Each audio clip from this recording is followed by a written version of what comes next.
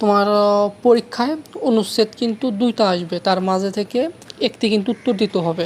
আমি এখানে তোমার 23টা অনুচ্ছেদ দিচ্ছি। অনুচ্ছেদকে ইংরেজি থেকে কী বলে, প্যারাগ্রাফ বলা হয়। তার মানে তোমার এখানে 23টা সাজেশন দিচ্ছি, এর মধ্য থেকে কিন্তু তোমার কমন পড়ে যাবে।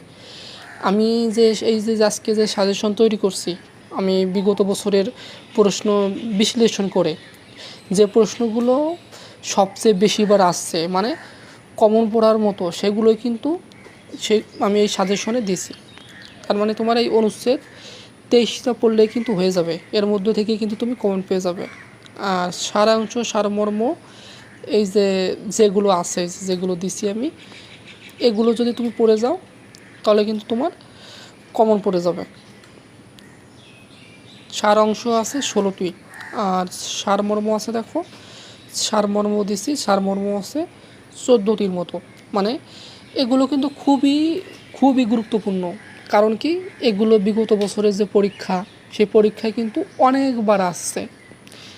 আর ভাব সম্প্রসারণ আছে, দেখো ভাব সম্প্রসারণ কিন্তু তোমার 2টা আসবে, এই 2টা থেকে একটা উত্তর করতে হবে। আর সারাংশ সারমর্ম কিন্তু 2টা থাকবে, 2টা থেকে একটা উত্তর করতে হবে। এখন ভাব সম্প্রসারণ দেখো, আমি এই যেগুলো দেখতেছো এইগুলোই কিন্তু দিছি সাজেশন হিসাবে। আর এইগুলো কিন্তু আমি অনেক বিশ্লেষণ করে এখানে কিন্তু রেখেছি। আর ব্যক্তিগত পত্র থাকবে, 2টা থাকবে। ব্যক্তিগত পত্র বলতে তোমার এই যেটা চিঠি আর কি, আর দরখাস্ত, এটা 2টা থাকবে, তুমি যে কোনো একটি উত্তর করবে।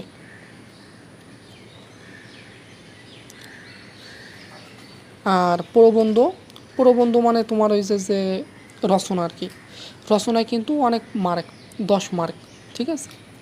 এজন্য রচনা থাকবে 3টা থাকবে, তোমার 3টা থেকে একটা উত্তর করতে হবে। আর যেহেতু 20 মার্ক রচনায়, এজন্য কিন্তু তোমার খুব খুব ভালোভাবে কিন্তু পড়ে যাইতে হবে। আর রচনা আছে 23টা আছে, আর 23টা খুবই খুবই গুরুত্বপূর্ণ, অবশ্যই তোমার ভালোভাবে পড়ে যেতে হবে।